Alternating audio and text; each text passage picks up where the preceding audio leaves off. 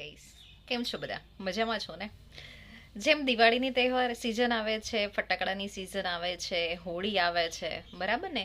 એમ કદાચ અત્યારે જે સિઝન ચાલી રહી છે ને એ આપણે લગ્નની સિઝન ચાલી રહી છે બધાના. અને એની સાથે સાથે જે સારા સારા પ્રસંગો હોય એ અખાત્રીજની પછી અત્યારે બધાએ શરૂ કરી દીધા છે.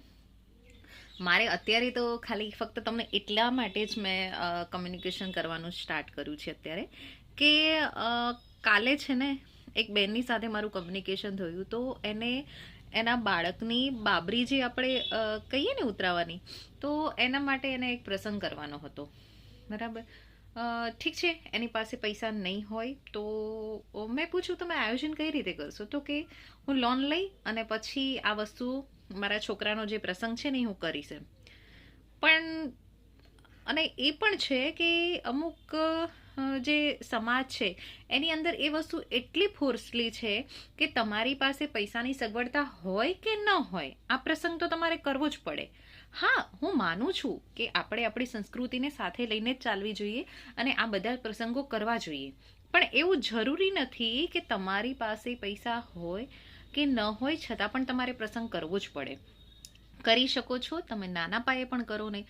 આપણામાં જેટલી તેવડ હોય એટલી આપણે કરી શકીએ છીએ. જરૂરી નથી કે સમાજ શું કહેશે અને એના કારણે એક દિવસના પ્રસંગના માટે થઈને આપણે લગભગ 1 વર્ષ 2 વર્ષ સુધી તમે જે તમારા પૈસા જે ઉછીના કોઈની પાસેથી લીધા હોય કે તમે લોન લીધી હોય તો એ ભરવા માટે તમે સતત ટેન્શન માર્યો. તો એવું ન કરો પ્લીઝ.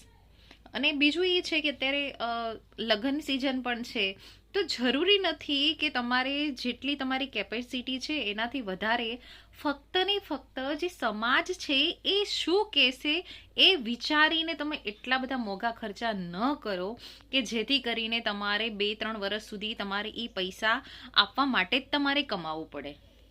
કારણ કે જો એ જે પ્રસંગ છે એ 1 કે 2 દિવસનો છે હશે, જો તમે નાની રીતે પણ કરી શકો છો ને મોટી પણ રીતે કરી શકો છો. જરૂરી નથી કે દરેક વ્યક્તિને આપણે સમાજના બધા જ વડીલોને આપણે ખુશ કરી શકીએ.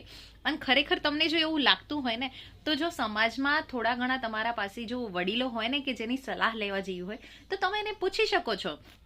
એ પણ તમને કદાચ એ જ સલાહ આપશે કે કંઈ વાંધો નહીં, જેટલું થાય એટલું જ કરો. કોઈ પણ છોકરીને અત્યારે કન્યાદાનમાં વધારે દેવાની જરૂર નથી કે કંઈ પણ. તમે જો કદાચ તમારી પાસે જેટલી કેપેસિટી હોય ને એટલું જ આપી શકો છો. સૌથી વધારે ખર્ચો થઈ જાય છે જમણવારમાં કે મંડપમાં કે એ બધામાં, બરાબર. તો એમાં પણ તમે મિનિમાઇઝ કરી શકો છો. કારણ કે તમે વિચારો, હું તો એમ જ કહું છું કે જો છોકરીના લગ્ન હોય ને છોકરાના બંનેના, તો એ છોકરી એના બાપને જ કહેશે કે પપ્પા આટલો બધો ખર્ચો કરો જ નહીં તમે. દરેક વસ્તુમાં લિમિટેશન આવવી જોઈએ. કારણ કે તમને ખબર છે 1-2 દિવસના લગ્ન પછી એ જે બાપ છે ને એ એટલા ટેન્શનમાં હોય છે ને કે એને જે પૈસા ભરવાના હોય છે ને એનું ટેન્શન એને સતત સતાવતું હોય છે. ખરેખર તો છોકરીના લગ્ન તો તમે એક ખુશીથી કરો છો ને, એક આનંદ પામવા માટે કરો છો, તો પછી એના પછીનું આ ટેન્શન શું કામ? ઘણા એવા કિસ્સાઓ બને છે કે લગ્ન કરવા માટે લોન લીધી હોય અને એ પૈસા ન ભરી શકતા બાપે આત્મહત્યા કરી હોય. આપણો આ જે દેશ છે ને એમાં એવા ઘણા કેસીસ છે કે કિસાનોએ આત્મહત્યા કરી હોય, કાં તો કોઈ લોન લીધી હોય ને ભરપાઈ ન કરી શકે એના કારણે આત્મહત્યા કરી હોય. તો ખરેખર આજથી છે ને છોકરીઓ જ એના બાપને કહેજો કે જ્યાં સુધી છે ને તમારી છોકરી એના પગ ઉપર ન થઈ જાય ને, પગભર ખુદ પોતે જ કમાતી થઈ જાય અને પોતાનું વસ્તુ કરી શકે છે, તો એના માટે કેપેબલ બનાવો. અને હું તો એમ કહું છું કે જો તમે છોકરીને ભણાવી હોય ને તો કોઈ પણ જાતની વસ્તુ છોકરીને આપવાની જરૂર છે નહીં. અને એ જ વસ્તુ સામેવાળાએ સમજવાની જરૂર છે કે જો તમે તમારા છોકરા માટે વહુ લાવો છો ને તો એની સાથે કોઈ પણ બીજી અપેક્ષા ન રાખો. શું કામ તમે કોઈ પણ વસ્તુની અપેક્ષા રાખો છો કે મારી વહુ આ લઈને આવશે, ઓલું લઈને આવશે? કારણ કે હજી પણ ક્યાંક ને ક્યાંક આ મેન્ટાલિટી છુપાયેલી છે.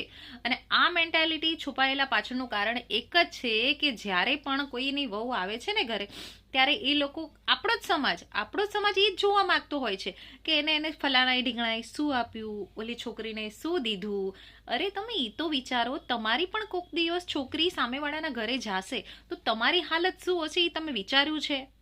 અત્યારે જો લગ્ન સમયમાં સૌથી વધારે જો કોઈ ટેન્શનમાં હોય ને તો એ છોકરીના મા બાપ રહેતા હોય છે, છોકરીનો ભાઈ રહેતો હોય છે, છોકરીના મામાઓ હોય કે કોઈ પણ એના કાકા હોય, એ લોકો ટેન્શનમાં રહેતા હોય છે કે ગમે એમ કરીને આ પ્રસંગ એક શાંતિથી પૂરો થઈ જાય.